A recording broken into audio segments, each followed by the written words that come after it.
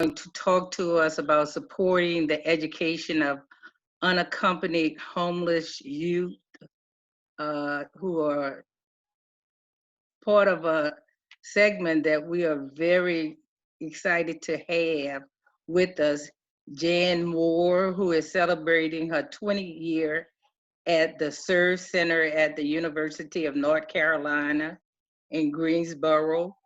There, she serves as the Deputy Director of Technical Assistance at the National Center for Homeless Education, which we know as NCHE.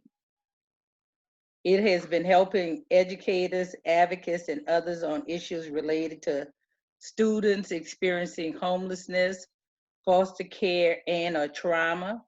In addition, she has 25 years of experience as a volunteer, guardian, and litem advocating for children and youth in foster care. Jan is passionate about sharing her experience and equipping others to become better advocates for youth.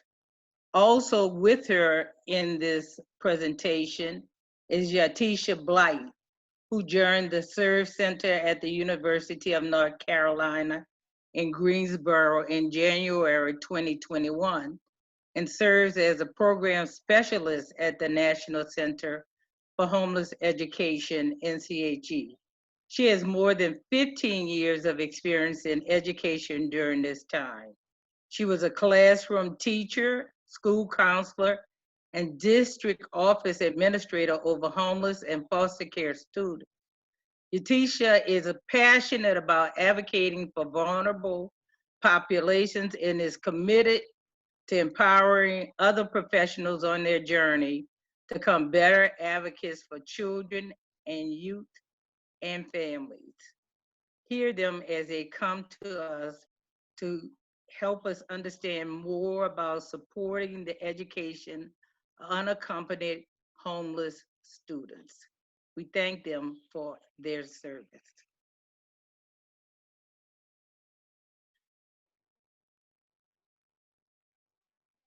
Good morning, everyone. And Laverne, thank you so much for your warm introduction. Again, we are from the National Center for Homeless Education. And today, during our time with you, we're going to share, we're going to share with you supporting the education of unaccompanied homeless students. So I am Yatisha Blythe, as Laverne mentioned, and I am a program specialist here with NCHE. And my colleague who's joining me today is Ms. Jan Moore. Jan, would you like to say a few words?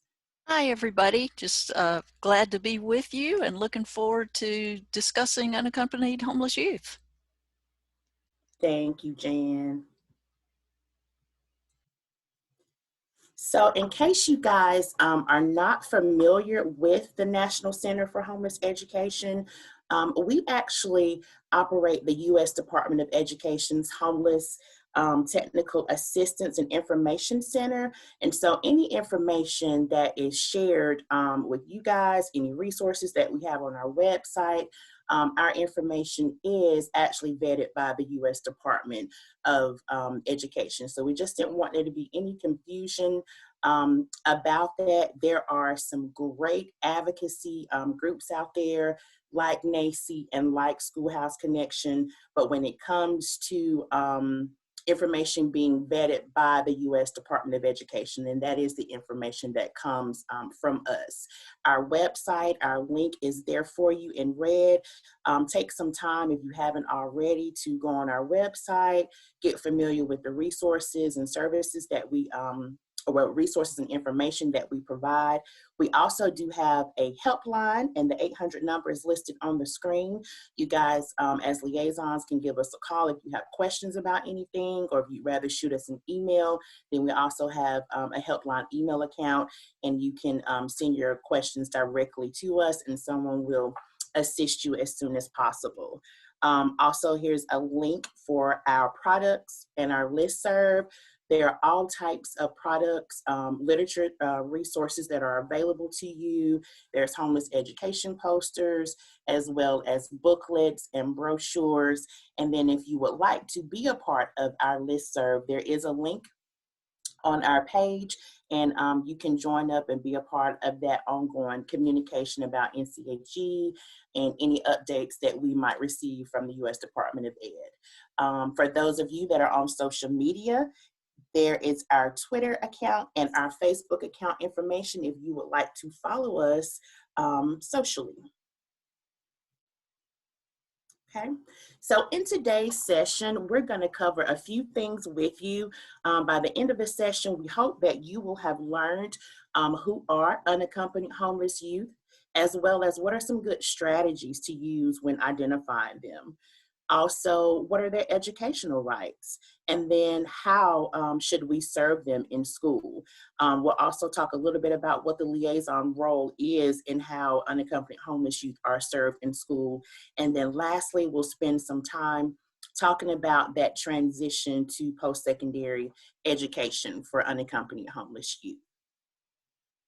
Okay, so we're gonna dive right in because we have a limited amount of time with you guys, and we want to make sure we share with you everything that you need and also give time for questions.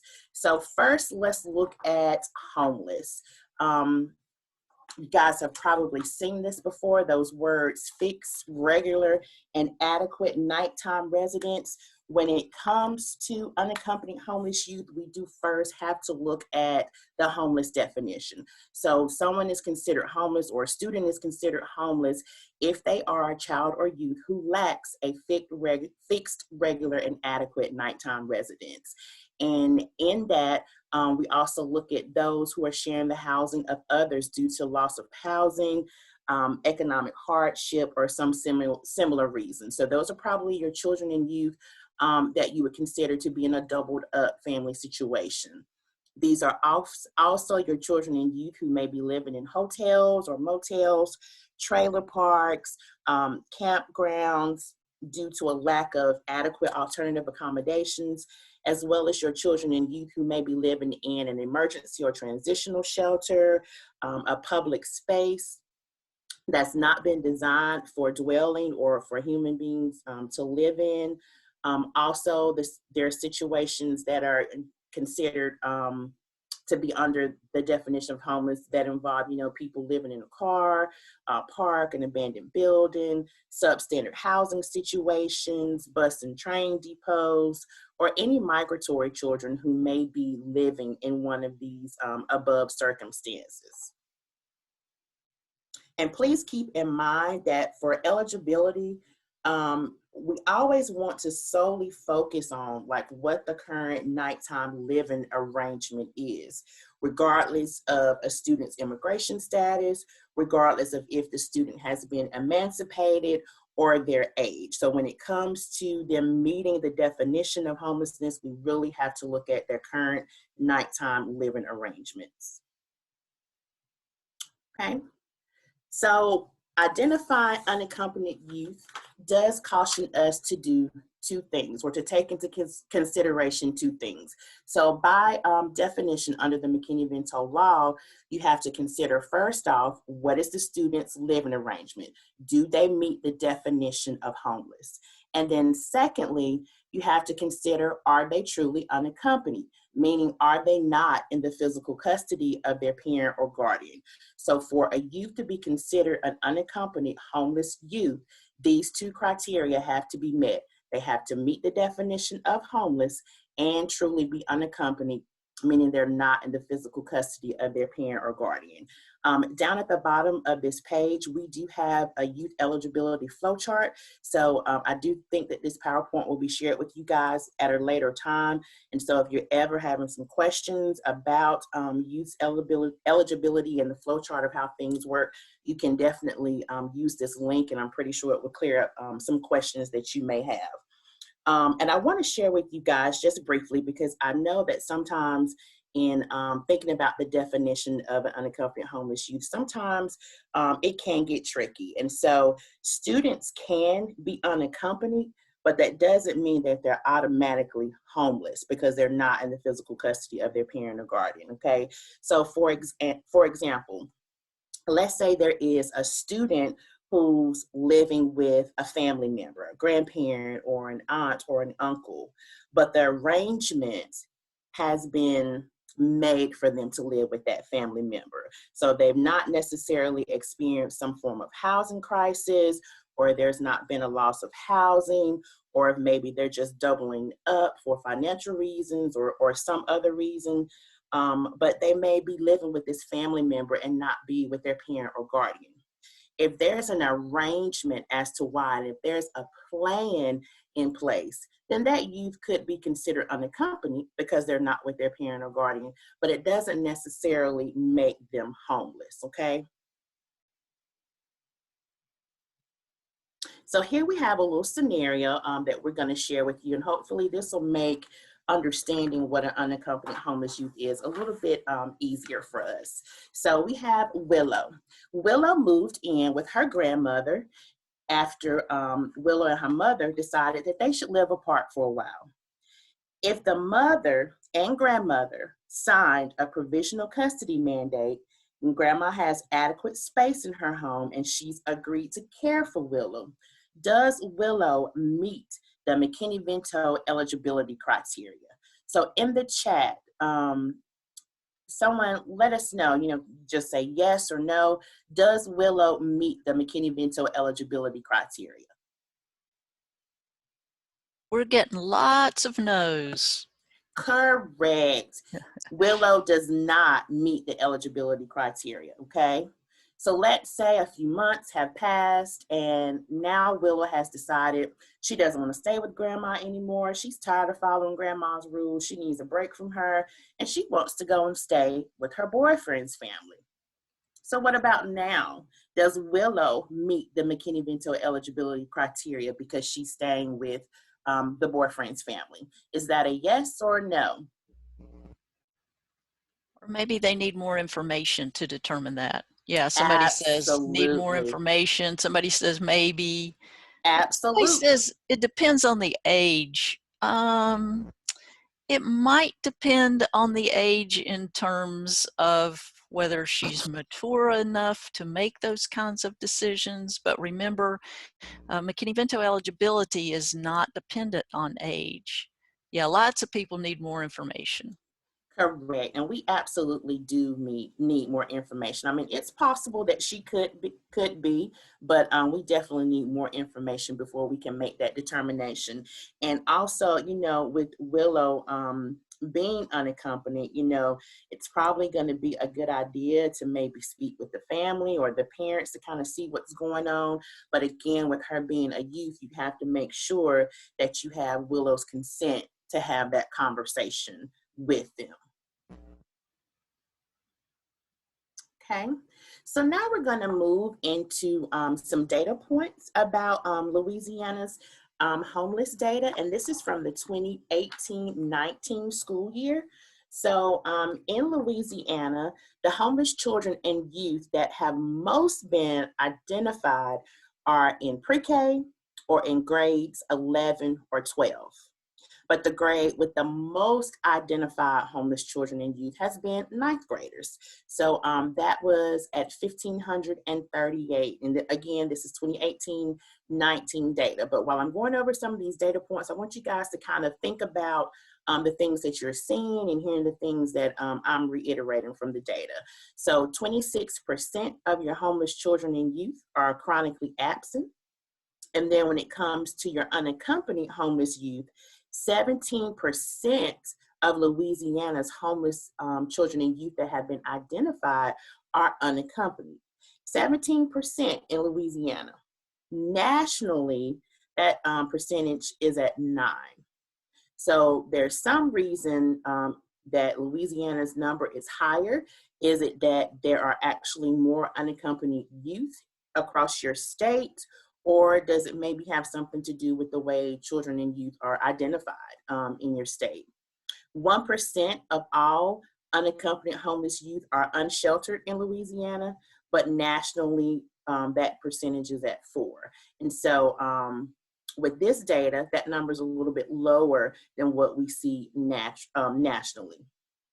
Only 11% of LEAs in Louisiana have reported having 10 or more unaccompanied homeless youth. But in those LEAs that have reported having 10 or more unaccompanied homeless youth, nearly about a quarter of those have reported that over 40% of all homeless children and youth in those areas are unaccompanied. There could be a possible reason for that. I'm not sure. You guys may be thinking of some things that may be the reason for that, but some things to consider just looking at this data that's presented before you is, why might some of the LEAs maybe be focusing on identifying older homeless students? Or how might you be able to identify? Because we're seeing that there's a high number of ninth graders, but there's not, a high percentage of your other grades of students that are being identified. So is there something that's going on at the high school level that is making that identification be higher than other grade levels? Also, with the number of students that are chronically absent, what are some ways that you guys as liaisons can address the chronic absenteeism amongst your homeless students? And then two, with your 1% of unaccompanied homeless youth that are unsheltered, Louisiana is, typically a warmer weather state. So, think about some of the ways that you could be partnering with some of your other community agencies and bringing in a high number of students to be identified that are unsheltered. So this is that collaborative piece where, other agencies may be able to catch some of the students that you guys can't catch at the school level. They may be seeking, agency services somewhere else. And that would be a good place to put like homeless education posters or flyers or different things like that, just to make sure that, you're not missing any of your unsheltered, unaccompanied homeless youth. So again, some more data, and this really makes everything that I kind of just said to you on the previous slide a little bit more clear because we've got a visual. So only 27% of the LEAs in Louisiana identified unaccompanied homeless youth. So that leaves 73% of LEAs that are saying they have no unaccompanied homeless youth. So let's look at the yellow slice of the pie chart. 27% of LEAs identify unaccompanied homeless youth. Of those, 11% of those LEAs identified 10 or more. And with that 11%, nearly a quarter of those LEAs reported that over 40% of all of their homeless students are unaccompanied. So that kind of raises just some concerns or maybe some questions, because it appears that, there's too many LEAs on like your outer edge that are on that bell curve. And it's like on one hand, you've got LEAs that probably should be identifying unaccompanied homeless youth. But then on the other hand, you've got some districts that are identifying larger numbers of unaccompanied homeless youth. So, just in thinking about that, what about the children and youth who are living at home with their parents? Like, are they not being identified, or is it truly that there are more unaccompanied homeless youth maybe in more concentrated areas than the others? So just some food for thought for you guys. And please don't feel like, in any way are we suggesting that identification is incorrect or anything like that. We just want to, give you guys some things to think about when it comes to identification, and maybe, recognizing some patterns or some trends in some areas of the state. Okay. So now we're going to talk about the liaison responsibilities with unaccompanied homeless youth. So of course, there has to be a liaison or a designee that works with the unaccompanied homeless youth. And that is probably most of you on the phone. And so you guys would be responsible for the immediate enrollment in school selection, or assisting the unaccompanied homeless youth with immediate enrollment in school selection.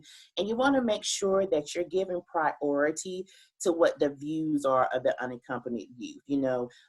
They probably have some ideas about what's in their best interest when it comes to school selection. Also, the liaison would be responsible for ensuring that transportation has been arranged to the school of origin. If there is a dispute about school selection, then the liaison is responsible for giving written notice to the unaccompanied youth about any type of dispute, and then informing them about what that dispute resolution process and appeal process would look like for them if there is some type of dispute about the decision for school selection.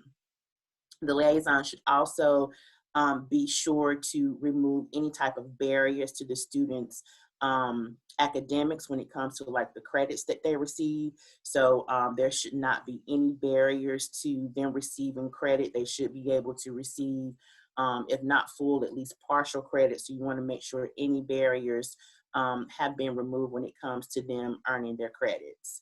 And then for those youth that are moving towards higher education, there's something called verification of independent status for the FAFSA. And so the FAFSA, of course, is how students are able to access financial aid to earn higher education degrees. And so the liaisons are responsible for making sure they can provide that verification of an unaccompanied homeless youth status for their FAFSA. And we'll get more into the FAFSA in the latter part of our session.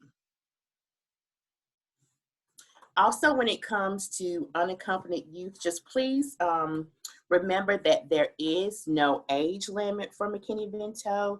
So you have to really go by what your state allows as the age limit for public education. So whatever that age is in Louisiana, then that is the age that you would use. If you truly have an unaccompanied homeless youth, please remember that they can enroll in school without proof of guardianship. They also are eligible for services no matter if they've been asked to leave or if they've run away from a situation. And then also their parent or guardian can be permanently housed, but the student can actually, be in a homeless situation and vice versa. So these are just some specific things that you just want to, always remember could happen when it comes to your eligibility determination. Just like with any of your homeless children and youth, these will be case-by-case determinations. So there's not a cookie cutter recipe that you would use to help you figure out, if someone is an unaccompanied homeless youth. So again, these will be case-by-case determinations, and we just want to make sure that we are taking into consideration the student's nighttime living arrangement as well as these other special provisions that we've talked about on this slide. So for best practices, NCHE, we have a unaccompanied homeless youth brief at this link that we're sharing on the screen with you. And this best practices link is good for unaccompanied youth, but it also gives some good practices for all homeless children and youth. And so some things that you want to remember when you're working with the youth is you want to discuss things with them privately.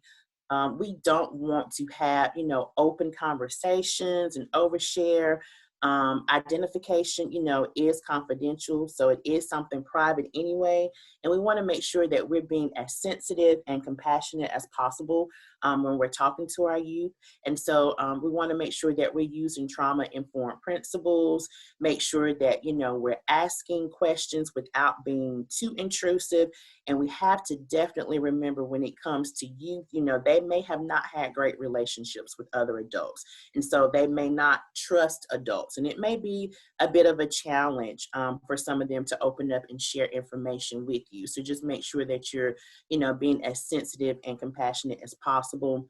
And whenever possible, avoid using the word homeless. There's stigma associated with the word homeless. So it'd be good to say things like, temporary or transitional.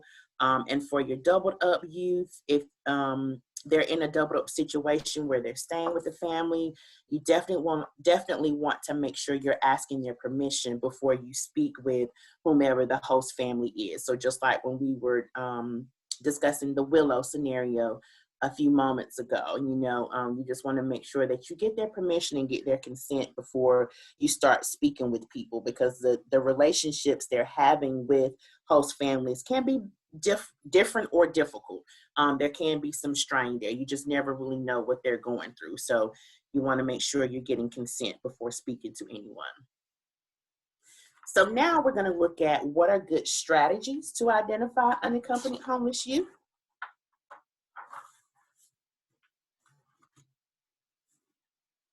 And it's very important that when it comes to identification, all school staff is aware of what the specific needs are of unaccompanied homeless children and youth. So a lot of times the front office staff might be folks who meet with unaccompanied youth before you guys as liaisons or social worker, counselor, or whomever is working to help them with the identification. But you want to make sure that all levels of school staff are aware about the specific needs of them. So that does include, like bus drivers, your cafeteria staff, your custodians, your front office people. And it's good to make sure that there's collaboration amongst various staff members at the school, your truancy officers, anybody working with attendance. You just want to make sure that everybody is aware of what their needs are. So kind of put on, your DOP thinking. If you're, a social worker, counselor, have that background in it. Just think about all of the things that need to be in place to help prevent that youth from being a student who drops out of school. Because we want them to be successful, just like, all of their other house peers.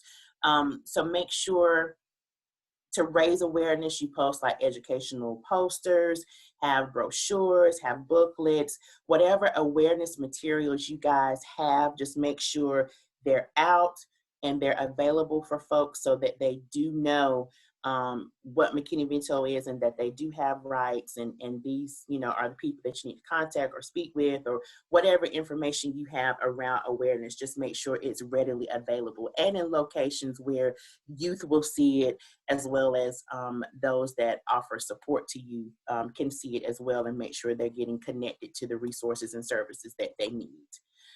You can also add the McKinney-Vento eligibility criteria and liaison contact information on your school website. If there's a handbook, or if there's some type of board, or just wherever information is posted for the public, you want to make sure that you have the McKinney-Vento eligibility and liaison contact information somewhere for people to see.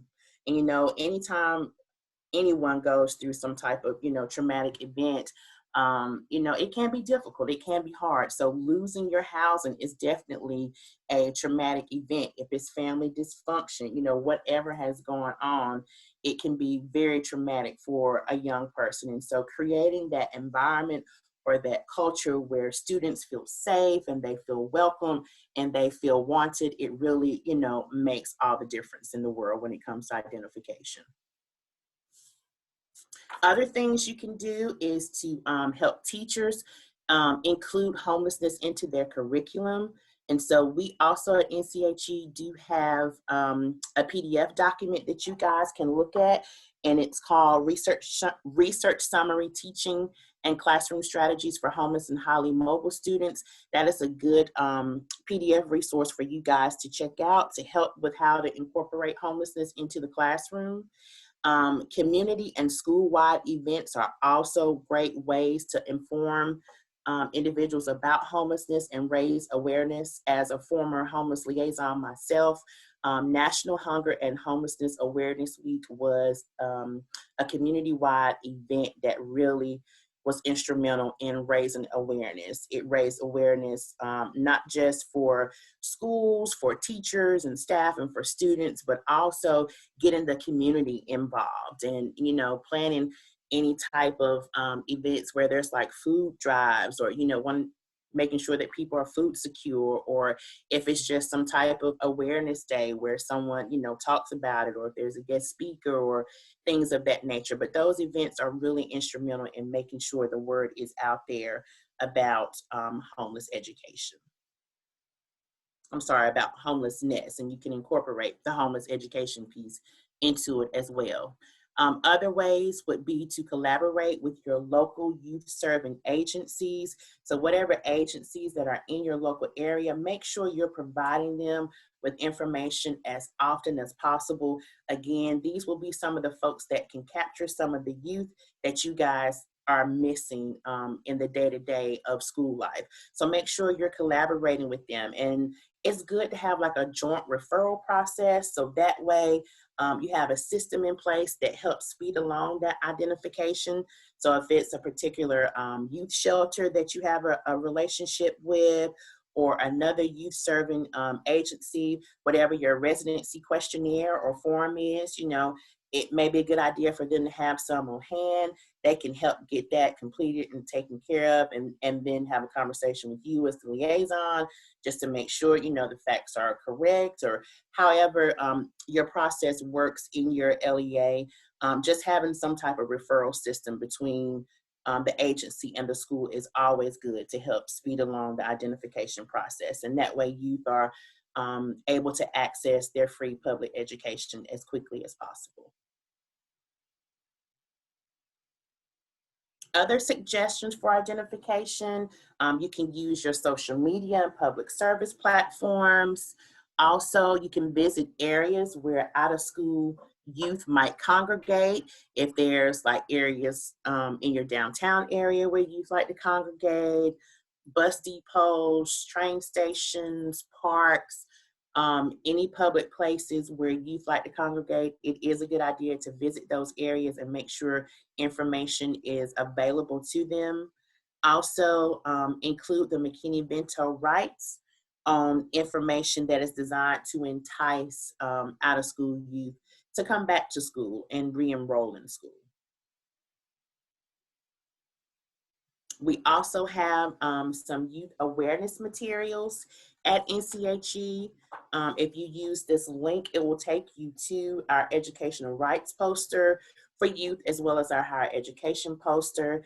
And then also we have a booklet called Surviving on Your Own, and it is for unaccompanied youth, and it helps them navigate that process of being in school and being immediately enrolled, and knowing what their rights are and how to navigate the enrollment process for school.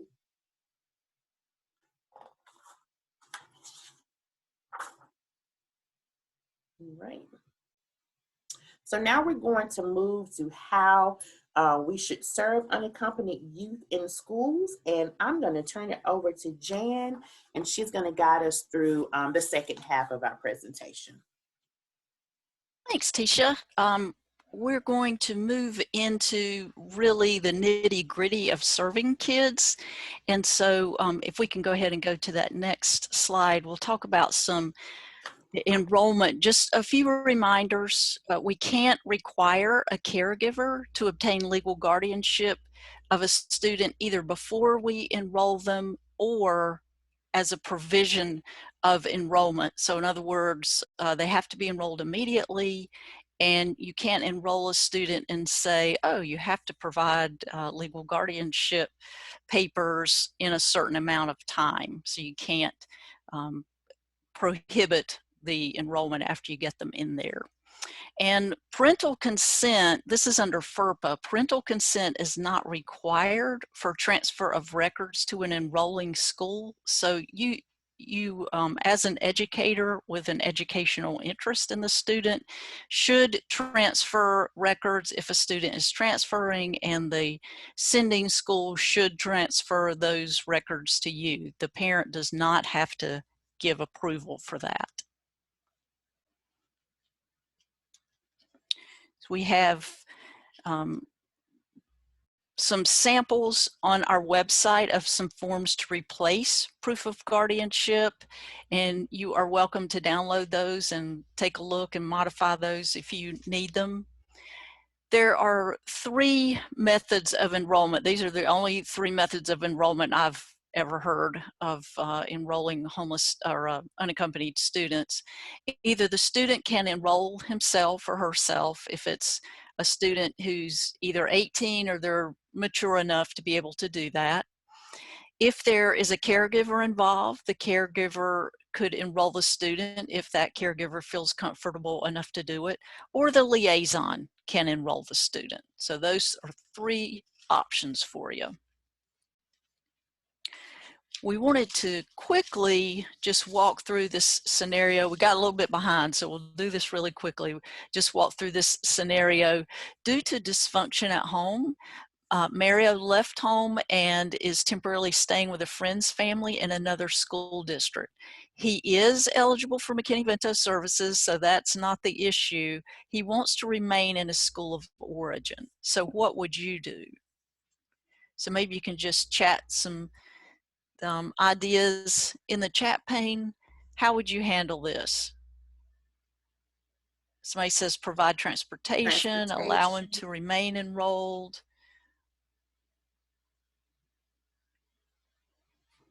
Yeah, maybe one of the first things you would want to do is determine if it's actually in his best interest to stay in the school of origin. And certainly if it is, you want to provide all those services to make sure that that he is able to stay there, transportation, whatever else he needs.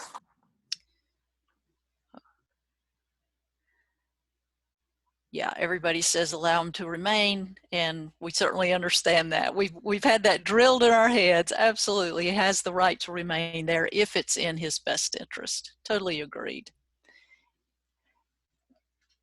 Okay, just some things to think about for extracurricular participation. Just a reminder that enrollment, the definition of enrollment under McKinney-Vento does include full participation in all school activities.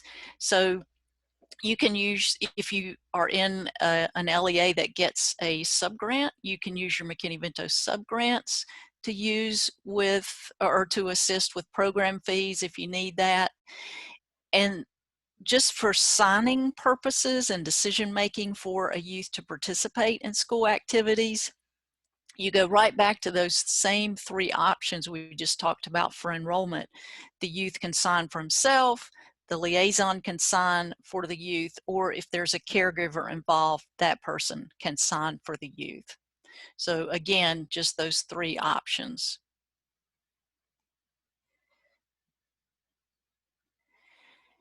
Some more strategies. I always advise liaisons to be familiar with your state and local policies, especially around minor medical consent, around reporting to child welfare, reporting to law enforcement.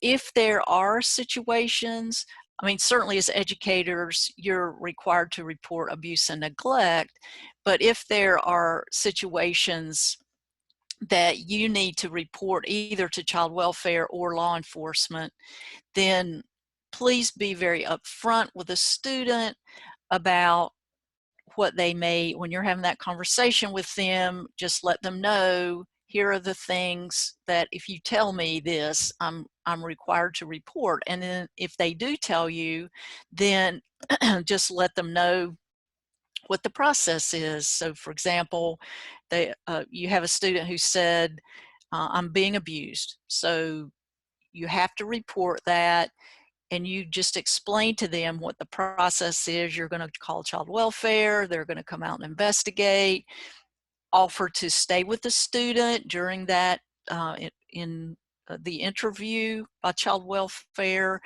whatever it is that would make that student feel comfortable and that would continue to build that relationship with them. Just thinking about if you were living on your own as a young person, what would you need if you had no parent or guardian to look after you? Think about the things that you would need. Certainly before and after school support, a place to study, a place to store your belongings, shower, do your laundry. If your school has showering and laundry facilities, you could certainly allow them to come in early or stay late to do their laundry. We have a lot of information about CTE programs and TRIO programs and other programs that are serving vulnerable populations, and they are just doing a fabulous job. Especially, we've got the CTE brief that we did. It's amazing how much more successful our homeless students can be, especially in terms of high school graduation, if they are involved in CTE programs. So if you are not so familiar with that and the TRIO programs, I would suggest that, especially those of you who are working with high school students, get familiar with those programs because they're really great for our kids.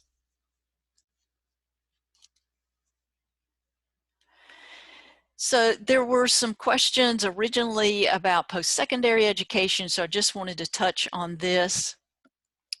School counselors have to advise all McKinney-Vento students, even those who are living with parents, about their readiness for college, make sure that they are ready for college, and specifically for unaccompanied students, the counselor has to inform the student that they are independent. Any unaccompanied homeless youth is independent for the FASFA, and the liaison should assist with the verification of that when the student is a senior in high school. In subsequent years, liaisons can make those subsequent year verifications if they have the necessary information to be able to determine that the youth is unaccompanied and homeless.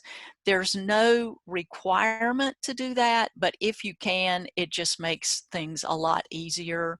We've got a Paving the Way to College webinar, which really dives deeply into these issues and more around the transition to college, and you're welcome to join us on one of those. For the FAFSA to get the unaccompanied homeless youth status, it can be verified. There are 4 role groups who can verify: a liaison, a HUD or runaway and homeless youth shelter worker, or the college financial aid administrator.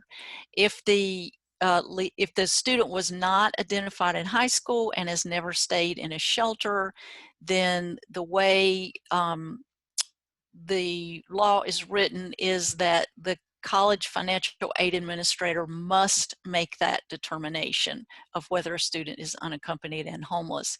And we created this eligibility tool approved by the U.S. Department of Education. I've never had a financial aid administrator push back after taking a look at this. It walks them right through the process of how to do that. And we've found that a lot of financial aid administrators are not familiar with working with homeless students, and it really is helpful to have them use this. As independent students, unaccompanied homeless youth don't have to provide either parent signature or income information from their parents. Their financial aid is based solely on their own income and assets. It has absolutely nothing to do with their parents.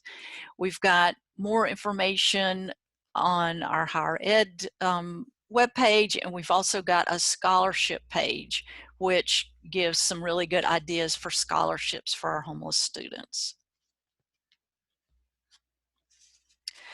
We've just recently released this. If you're on our listserv, you'll know about this already, but for those of you who have not heard about it, this is something that was actually created for our youth homelessness demonstration program, which, if you're not familiar with those, are more and more and more of those are being funded through HUD, Housing and Urban Development for Housing programs. This was really created for housing and education partners who are working with young people experiencing homelessness. It's just sort of a guide to walk through to get an idea of where their interest and their skills lie. It can be used during an intake process as you identify them, or later after you've met their basic needs. But it really gives you a good idea of, particularly maybe for a counselor, guiding the youth through making those decisions about what am I going to do after high school. Maybe they don't want to go to college. Maybe they want to go to a trade school, or they want to do something else, go right into the workforce. And this is just a really good way to guide them into making some good decisions. We wanted to leave just a few minutes at the end for some questions, and I saw a lot of questions pop up while I was presenting. Let's see, if the youth works after school, can transportation be provided to the work site? That might be something that you work with a community partner on, but McKinney-Vento only requires transportation to and from the school of origin. All other transportation would be considered under the comparable services piece of McKinney-Vento. So if you're providing transportation to other students to a work site, then yes, you would need to provide that to homeless students. And teacher, jump in here if you saw something that we need to respond to.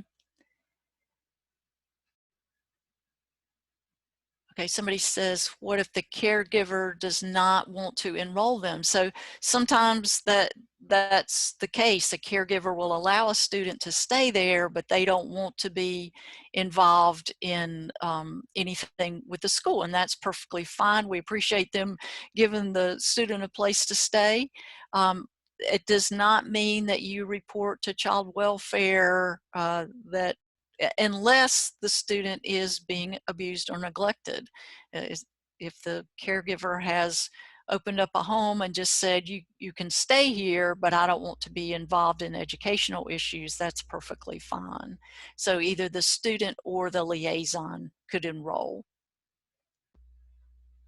There was a question, Jan, about tracking the student verifications, and I would say definitely keep a log of that, because those students may come back. Let's say you maybe provided that verification for them for their freshman year of college, but they're needing it again their sophomore year, and so I would definitely say to keep a record of those verifications that you're making for your students. Yeah, that's a great point. In what we've found it works really well is as soon as you identify an unaccompanied homeless youth in their senior year, go ahead and give them the paperwork that verifies that they are eligible, and then keep a copy for yourself as a liaison, and then that way you'll know in case they lose it, you know, you'll have that copy, but at least they do get it right away. And then if they come back the next year, then you'll need to make that verification based on the current nighttime living arrangement. So you'll have to make sure you know where they're living and if they're still unaccompanied. And thanks for pointing that out. There are some changes coming to FASFA in 2023. Somebody says, who would sign an IEP for a homeless student? IDEA has specific criteria for parents and surrogate parents, but I would advise a liaison to sit in on the IEP meeting. You can't serve as a parent. You could serve as a temporary parent. Under IDEA, you could serve as a temporary surrogate parent for the first 30 days, but by 30 days, they have to have a parent involved. And somebody says, so should we have to complete a home visit to verify? And I'm assuming you're talking about eligibility. Yes, eligibility for a student transitioning to college or in college, and maybe that's the question. But you would need to verify just like you would any other verification. You just go through the same process. And somebody says, is the paperwork you're talking about in the forms you mentioned? And I'm sorry, I'm not sure which paperwork you're talking about. So if you want to clarify that, I'll be glad to respond.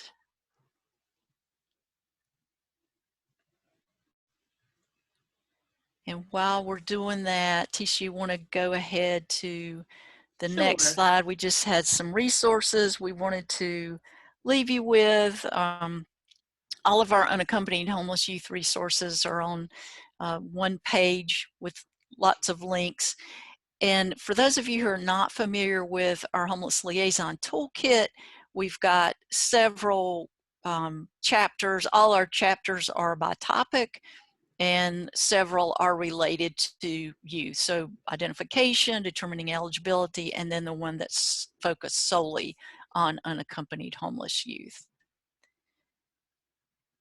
Okay, somebody says, where do we find the verification forms for FAFSA? That's on the higher ed page. We've got that form specifically for financial aid administrators. If you're looking for the form for liaisons, there is a link. If you keep scrolling down, there's a link from NCHE or Schoolhouse Connection, and they have that one.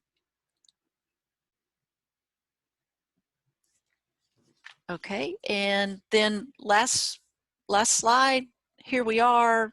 Please contact our helpline if you have questions and can't get to the folks in your state. We're happy to help. We're pretty quick on the draw. There's several of us responding to helpline calls and emails, so we're happy to help. And it's 12 o'clock, and I do not want to stand between you and your next session. It's 12 o'clock my time, I'm sorry, 11 o'clock your time. I'm in North Carolina.